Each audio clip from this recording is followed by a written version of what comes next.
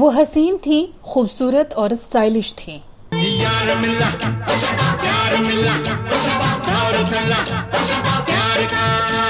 फिल्मों में उनकी एंट्री बेहद धांसू अंदाज में होती थी और उनके बड़े पर्दे पर आते ही सिनेमा हॉल सीटियों और तालियों से गूंज जाया करते थे।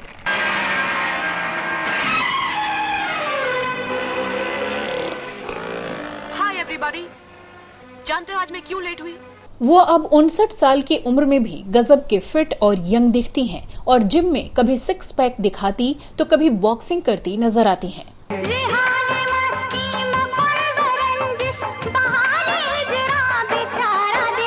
लेकिन क्या आप जानते हैं कि वो अपने दौर की ऐसी इकलौती एक्ट्रेस थीं जो 3-3 वर्किंग शिफ्ट में काम किया करती थीं और एक साथ सबसे ज्यादा फिल्मों की शूटिंग कर रही होती थीं।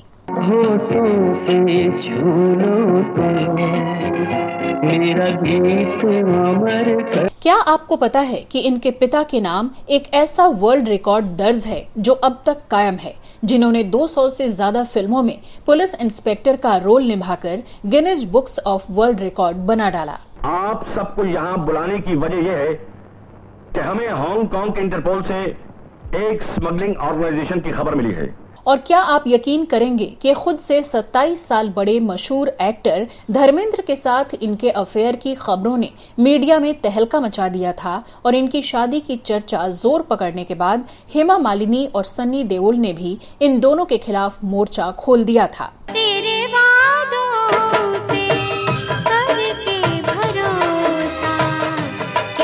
कौन थी ये अदाकारा? क्यों इनकी अचानक शादी और फिर पति की हरकतों की वजह से इनका नाम हमेशा विवादों में घिरा रहा? बताएंगे और भी बहुत कुछ। आप बने रहिए हमारे साथ।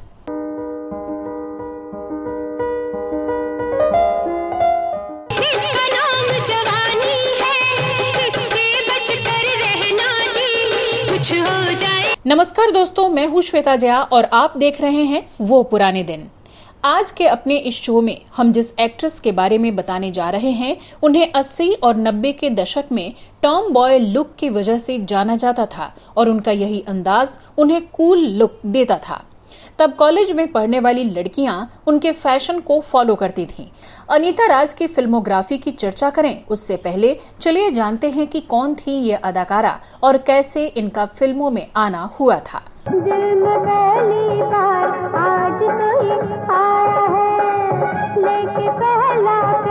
अनीता राज का जन्म 13 अगस्त 1962 को महाराष्ट्र के मुंबई शहर में हुआ था। इनके पिता का नाम जगदीश राज खुराना था, जो एक चरित्र अभिनेता थे, और मां भोली खुराना गृहिणी थी। मैडम, उस कंपनी के विजिटिंग कार्ड का इनके पास होना और ₹13 का चोरी ले जाना इनकी रिश्वतखोरी का सबसे बड़ा सबूत है और इससे इन पर लगा दूसरा चार्ज भी खुद ब खुद साबित हो जाता है। आप में से कम लोग ही जानते होंगे कि उनके पिता जगदीश राज खुराना एक जाने माने बॉलीवुड अभिनेता थे। वो फिल्मों में ज्यादातर पुलिस इंस्पेक्टर का रोल निभाया करते थे और इसी में एक अनोखा रिकॉर्ड भी अपने नाम कर लिया। बता दें कि जगदीश राज ने 200 से ज्यादा बार फिल्मों में पुलिस इंस्पेक्टर का किरदार निभाया था, जो एक रिकॉर्ड है। इसके लिए जगदीश राज का नाम Guinness book of world record तक में शामिल है। उनकी इन फिल्मों की चर्चा हम किसी और वीडियो में करेंगे। फिलहाल बात करते हैं उनकी बेटी अनीता राज की। अनीता की परवरिश फिल्मी माहौल के बीच हुई, इसलिए फिल्मों के प्रति उनका आकर्षण भी होता गया। अनीता के एक भाई बॉबी राज और एक बहन रूपा भी थी, लेकिन फिल्मों में काम करने की चाहत सिर्फ अनीता के मन में ही ज्यादा रहती थी और वो इस बारे में अपने भाई बहनों और दोस्तों को भी बताती रहती थी। लेकिन अनीता के पिता इसके बिल्कुल खिलाफ थे। वो कभी अनीता या इनके भाई बहन को अपने साथ शूटिंग पर नहीं ले जाते थे। उन्हें लगता था कि फिल्मी माहौल बच्चों के लिए ठीक नहीं है, लेकिन तकदीर में जो बनना लिखा हो उसे भला कौन टाल सकता है। किसी पारिवारिक मित्र के जरिए जाने माने फिल्म मेकर यश चोपड़ा को ये बात पता चली कि जगदीश राज की एक खूबसूरत बेटी है जो फिल्मों में आना चाहती है। उन्हें तब अपनी किसी फिल्म के लिए एक नए चेहरे की तलाश थी। उन्होंने जगदीश राज को टेलीफोन किया, लेकिन उन्होंने साफ मना कर दिया कि मेरी बेटी फिल्मों में काम नहीं करेगी। मीडिया रिपोर्ट्स की माने तो तब यश चोपड़ा ने जगदीश राज को खूब समझाया कि वो बेटी की चाहतों को पंख दें, जिससे वो अपनी उड़ान अपनी मर्जी से भर सके। आखिरकार पिता ने हामी भर दी और अनीता राज को स्टूडियो बुलाया गया। यश साहब ने उनका फोटो शूट कराया और अनीता की चर्चा बॉलीवुड में होने लगी। हालांकि यश साहब की वो फिल्म किसी कारण से बन नहीं पाई, लेकिन अनीता राज को 3 और फिल्में मिल गईं। इनमें से सबसे पहले 1981 में रिलीज हुई फिल्म थी प्रेम गीत।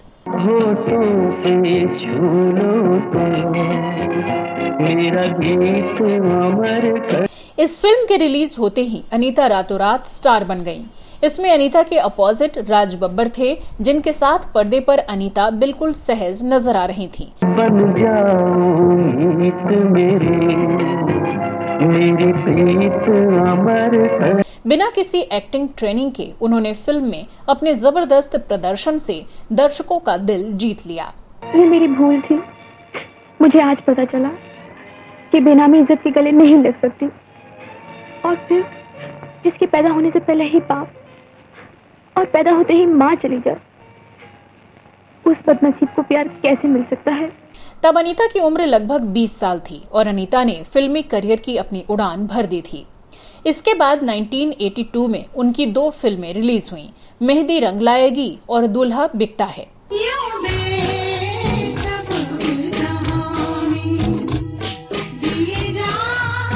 जिन फिल्मों में अनीता ने अच्छा काम किया और खूब जमाकर डायलॉग बोले। तुम गलत समझ रहे हो दीपक, मेरा प्यार सिर्फ तुम्हारे लिए है। तुम्हारा नाम लेकर मैं सारी जिंदगी काट लूंगी।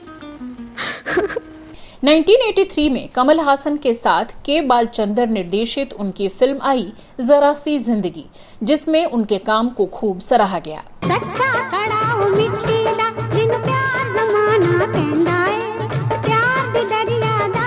आपको जानकर हैरानी होगी कि इसी साल यानी 1983 में ही उनकी और 6 फिल्में आईं, जिसने सबको हैरान कर दिया। ये फिल्में थी थाई वीडू, प्रेम तपस्या, कौन कैसे, जीत हमारी, नौकर बीवी का और अच्छा बुरा। जमाना तो है नौकर बीवी का, लोग मुझे क्यों देते हैं। फिर अखबारों में ये खबरें छपने लगीं कि अनीता एकमात्र ऐसी अभिनेत्री हैं जो 3-3 शिफ्टों में काम करती हैं। अमर, मुझे आशीर्वाद दो।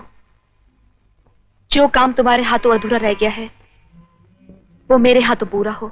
सुबह 7 बजे से उनकी जो शूटिंग शुरू होती थी, वो रात के 11 बजे तक चलती थी और वो अलग अलग सेट पर अलग फिल्मों की शूटिंग में व्यस्त रहती थीं। जाहिर है वो इतनी मेहनत कर रही थीं कि उसे देखकर सब हैरान थे, जैसे उनके अंदर अपने काम के लिए कोई जुनून था। ये मेहनत यही नहीं रुकी। अगले साल 1984 में भी उनकी 7 फिल्में रिलीज हुईं,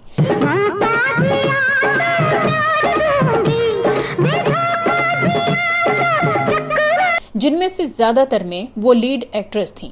इसी तरह 1985 में उनकी 9 फिल्में रिलीज हुईं, जिसने बाकी अभिनेत्रियों की नींद उड़ा दी। इसी साल की एक फिल्म गुलामी के इस गाने को भला कौन भुला सकता है, जो अनीता राज और मिथुन चक्रवर्ती पर फिल्माया गया था।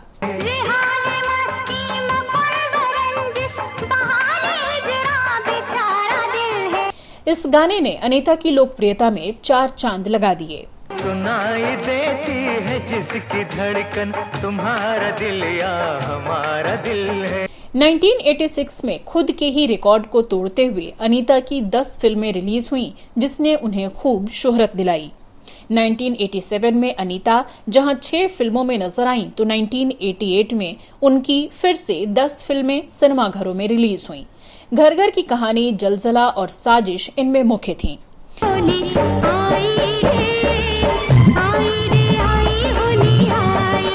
1989 में अनीता राज की 8 फिल्में आईं, जिनमें नफरत की आंधी और ताकतवर खास रहीं।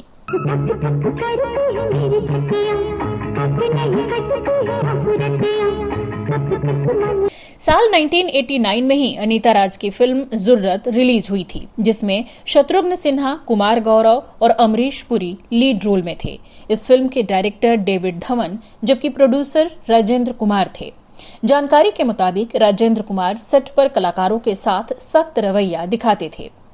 इस फिल्म के रिलीज होने तक अनीता राज की शादी हो चुकी थी, जिसके बारे में हम आगे आपको बताएंगे। फिलहाल बताते हैं इस फिल्म के समय घटी एक घटना के बारे में। इस फिल्म की शूटिंग के दौरान अनीता राज प्रेग्नेंट थीं और प्रेगनेंसी के 8वें महीने में उन्होंने शूट करने से मना कर दिया, लेकिन राजेंद्र कुमार ने उन्हें शूटिंग जारी रखने के लिए कहा। इस दौरान शूटिंग करते हुए अनीता राज एक दिन सेट पर फिसल गईं और उन्हें तुरंत अस्पताल ले जाया गया, जहां उन्होंने अपने बच्चे को जन्म दिया। रिपोर्ट्स के मुताबिक राजेंद्र कुमार ने डिलीवरी के 2 दिन बाद ही हॉस्पिटल में आकर अनीता को शूटिंग पूरी करने के लिए कहा। बताते हैं कि इसके बाद अनीता राज ने मीडिया के सामने आकर राजेंद्र कुमार के इस रवैये के बारे में बताया था, जिससे उनके इस बर्ताव की खूब आलोचना हुई थी। बच्चे के जन्म के बाद भी अनीता फिल्मों में एक्टिव रहीं, तो 1990 में उनकी 6 फिल्में प्रदर्शित हुईं, जिनमें पति पत्नी और तवायफ, हमसे ना टकराना, खतरनाक और आतिशबाज जैसी फिल्में शामिल रहीं।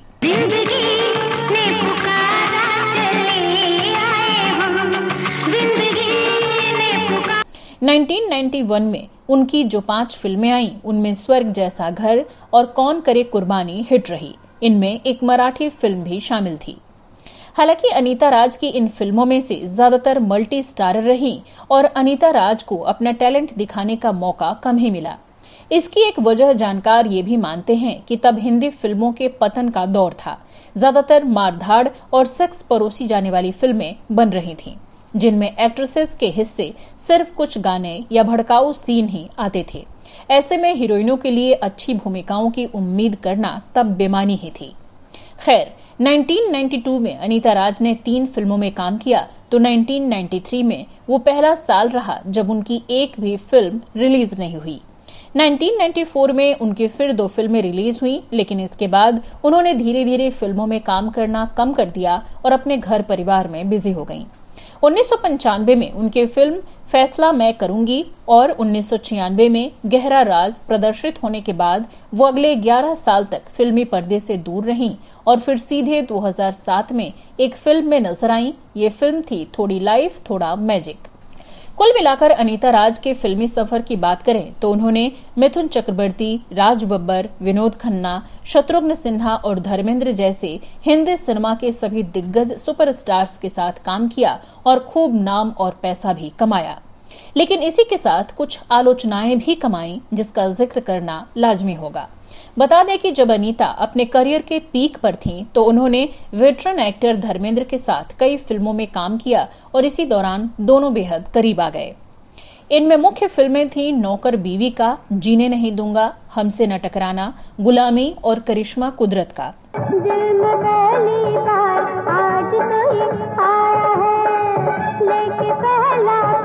उस वक्त धर्मेंद्र पहले से 2 पत्नियों संग शादीशुदा थे, लेकिन वो खुद से 27 साल छोटी अनीता राज के प्यार में इस कदर पागल हो गए कि डायरेक्टर से उन्हें अपने साथ फिल्मों में कास्ट करने के लिए दबाव डालने लगे। जमाना तो है नौकर बीवी का, लोग मुझे क्यों देते हैं। जानकार बताते हैं कि तब धर्मेंद्र शूटिंग सेट पर भी अनीता राज पर ऐसे हक जताते थे कि लगता था वो उनकी बीवी हों। अनीता भी खुद के पिता की उम्र के एक्टर के साथ पहले तो खूब घूमती फिरती नजर आईं, लेकिन बाद में जब वो पीछा छुड़ाना चाह रही थीं, तो धर्मेंद्र ने दबाव बनाना शुरू कर दिया था। फिर अपना करियर खराब होने के डर से अनीता उनसे डरने लगी थीं और इसी वजह से बाद में वो चाह कर भी धर्मेंद्र से दूरी नहीं बना पा रही थीं। वहीं धर्मेंद्र अनीता के लिए इतने पजेसिव हो गए थे कि उन्हें अपनी बदनामी का भी कोई डर नहीं रहा था। लेकिन तभी कुछ ऐसा हुआ कि इन दोनों का ये रिश्ता टूट गया। जब दोनों की नजदीकियों की खबरें आग की तरह बॉलीवुड गलियारों में फैलने लगी, तब ये खबर धर्मेंद्र की पत्नी हेमा मालिनी और बेटे सनी देओल तक भी पहुंची। तब एक तरफ जहां हेमा ने पति धर्मेंद्र के साथ बगावत कर दी, तो वहीं दूसरी तरफ सनी देओल ने भी हंगामा खड़ा कर दिया, क्योंकि ऐसी खबरें आई थीं कि धर्मेंद्र अनीता राज से तीसरी शादी करने वाले हैं। ये 1985-86 के आसपास का वाकया है। तभी एक चौंकाने वाली खबर सामने आई कि अनीता राज ने धर्मेंद्र के पारिवारिक मित्र और उनके मेंटोर रहे अर्जुन हिंगोरानी के भतीजे सुनील हिंगोरानी से 1986 में अचानक शादी कर ली। सुनील भी जाने माने डायरेक्टर थे और कई फिल्मों का निर्देशन किया था। खैर, इसके बाद अनीता ने धर्मेंद्र से रिश्ता तोड़ लिया था और इस तरह इस किस्से का अंत हो गया था। सुनील और अनीता का एक बेटा हुआ जिसका नाम शिवम हिंगोरानी था। हालांकि सालों बाद इंडियन आइडल 12 की शूटिंग के दौरान दोनों एक बार फिर से साथ नजर आए और कुछ यादें साझा की। इस दौरान दोनों ने हाथों में हाथ डाले इस शो में एंट्री मारी थी। वहीं अनीता की पर्सनल लाइफ उस वक्त फिर से सुर्खियों में आई जब साल 2012 में उनके पति पर एक महिला द्वारा छेड़छाड़ और धमकी देने का आरोप लगाया गया। इतना ही नहीं, सुनील पर उनकी सोसाइटी के लोगों और पड़ोसियों ने फंड से 1 करोड़ रुपए की हेराफेरी का आरोप भी लगाया था, जिसके बाद सुनील हिंगोरानी को पुलिस ने गिरफ्तार कर लिया। हालांकि बाद में उन्हें जमानत पर छोड़ दिया गया था। इसके बाद अनीता राज से भी उनके पति को लेकर खूब सवाल पूछे जाने लगे, जिन पर अनीता ज्यादातर खामोश रहीं। बात करें उनके पिता की तो जगदीश राज अब इस दुनिया में नहीं है। 28 जुलाई 2013 को उनका निधन हो गया था, लेकिन वो हमेशा अपनी बेटी पर गर्व करते थे, क्योंकि एक चरित्र अभिनेता के किरदार निभाने वाले इस एक्टर की बेटी ने लीड एक्ट्रेस के तौर पर अपनी मजबूत पहचान बनाई थी।